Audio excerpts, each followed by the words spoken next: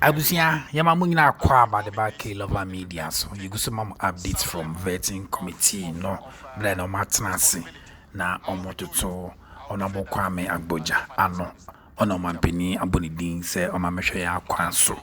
Na, Common thing. The former Minister for Roads and Highways was no saying Pima, Etiwa West, Onabwa Moakwata, and I just say, or they in Grata Babon just say two boots great chum.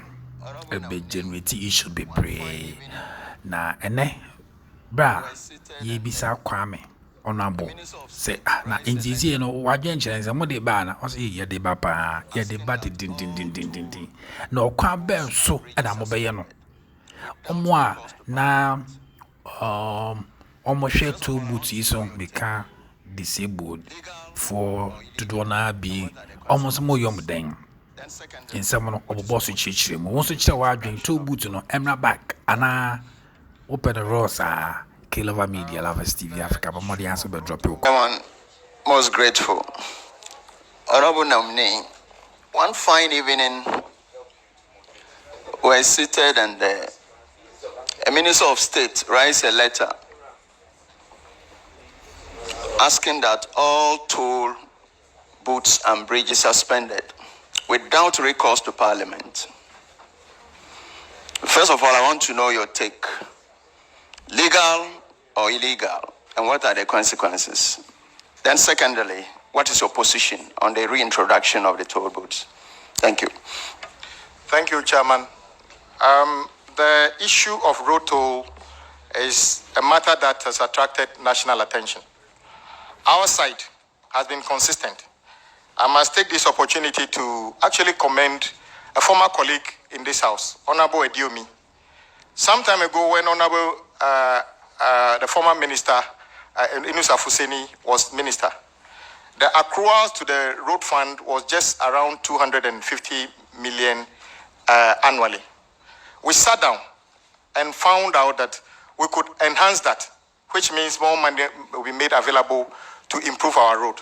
Honorable Ediomi was the ranking at that time. He worked with us, and we worked with the finance minister.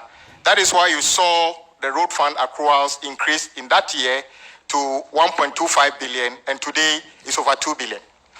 When the issue of the road toll started, our side, Honorable former minority leader, together with me and the former road minister, Honorable Amoako, decided to caution government that do not cancel or suspend Roadtoll.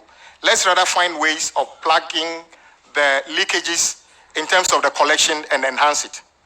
Honorable Haruna and myself met Honorable Amoako and gave our commitment that don't cancel it.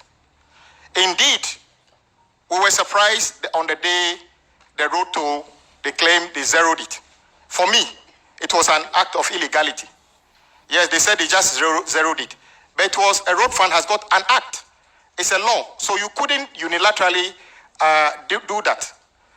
As a result, I believe there was some level of negligence in the way it was done. They claimed Roadtoll was accruing only about 80 million. But today, there are contractors working for government of Ghana who are owed 5,000 cedis within the roadside. Can you imagine how many roadside weed clearers will be paid with 80 million? So they cancelled it. And our side consistently stood on principle and said, bring the road toll back.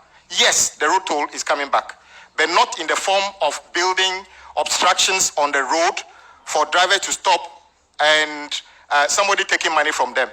It will be coming back based on a technological platform that make it fair and that make it easy to collect, easy to account for, and for the public to know what the money is actually being used for. Together with the road minister, we shall come out with a policy as to how that will be done. That is my response. Honorable Mahama Shabu, any follow-up? Yes. Thank you so much, Mr. Nominee. I'm glad you mentioned mechanization because one of the biggest challenge is to leave Parliament at 8 o'clock, then go and queue on the motorway for another 2 hours just to pay road toll. Glad you mentioned mechanization. How about the disabled who were fully and gainfully employed at the tolls? Will mechanization be a part of the structure that will bring them on, or you want to leave them out completely? Thank you. Yeah, not at all. I happen to be in touch with some of the former toll booth workers, and they visited me.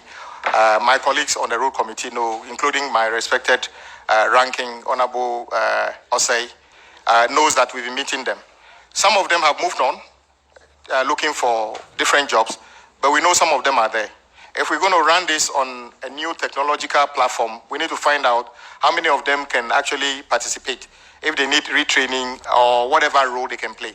So indeed, if it's coming back, we should be able to provide opportunity for some of those who have got experience in working in the toll booths. Though there will not be toll booths, if we can re-engage them in other sectors, we should be able to do that. Thank you, Mr. Chairman. Honorable Shabu, you have the last substantive question, if any. Most grateful, Mr. Speaker. Mr. Chairman, Honorable Nominee, can you just give us a fair idea of what the road network, the quantum, the mileage is as of today, and what you intend to do to improve on the road network in Ghana? Chairman, the data from the road agencies put unconfirmed data of close to 100,000 kilometers. That is the road network in various stages. Half of that is motorable.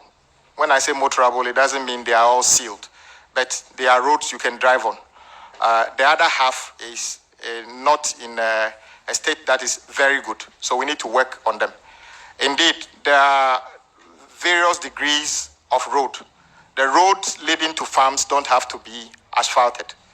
So we need to work out the need and find out, first of all, how we make roads motorable. Sometimes, if you check, some roads basically need spot improvement. That is, a section is in the deplorable state. Go and fix that one within a reasonable time, especially before the rain starts. If you leave it, it becomes a major problem. So what we'll be doing is to take a holistic review of the road network and see what we can do to make quick interventions to those sections that are the worst and gradually bring it up to meet those that are in the better condition. Thank you very much. Any follow-up? Chairman, I wish the nominee all the best of luck. Thank you.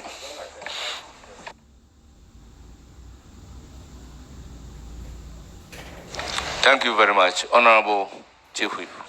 Honorable, my good friend, Chief Whip, on the toll, I'm happy how informed you are. And I can testify a number of discussions I've had with you personally and your professional advice you've professed.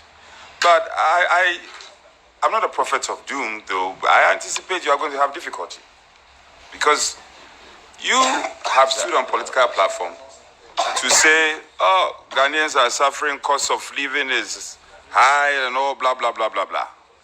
How are you going to justify the introduction of some levy or tax against all the things you've told Ghanaians? Don't be careful you don't attract the anger of the Mr. President, because Mr. President has said that the price of Kenke is going to reduce. The price of export price of petrol is going to go down. So my real concern for you, my good friend. Honorable Chief Whip, what has the price of Kenke got to do with the issue? In context of cost of living. Reference. It's important. Go ahead. Speaker, be liberal. So I have a lot of sympathies. The young, handsome Attah member of parliament, arguably very successful Chief Whip. How are you going to balance the scale?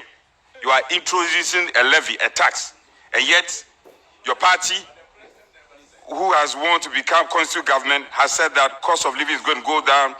Would your levy reduce cost of living or to rather increase it? And how are you going to have the confidence to introduce it? Thank you very much, Chairman. The good thing is that the reintroduction of Roadtoll was part of what we put before the people of this country, which led to this emphatic victory. They are actually expecting us to reintroduce Roadtoll and make sure the accruals go to improve the conditions on our road. I have never met any driver who says, I don't want to pay Roadtoll. What I hear them say all the time is, we are paying the Roadtoll. How come our roads are still like this? So as long as we can prove to them we are using this money to improve the conditions on our road, I am sure they will be able to accommodate. However, you are also aware that when my boss, the majority leader, took the chair here, he suggested some of the draconian taxes that are going to be removed in his first budget. Those savings would make more meaning to the ordinary Ghanaian. E-levy is going, and it's a promise the president has made, and it is going. And I'm sure your constituents are going to be happy to see e-levy go. Betting tax is going, and I'm sure the young people in your constituency are going to be happy to see betting tax go. So I know you mean well together in the House, and together with my colleague, Honorable Osei Nyako, and the rest of the committee, we are going to work together to make sure the reintroduction of the Roadtoll, together with the Ministry of Finance, makes sense, is fair, it is collected fairly, and also it is applied to things that matter to the people of this country. Thank you. Honourable members, it's now the turn of Honourable Kennedy Osei Nyako, Subject Matter Committee member. Thank you very much, Mr. Chairman. Honourable nominee, congratulations. You and I have come a long way. He happens to be my ranking, and today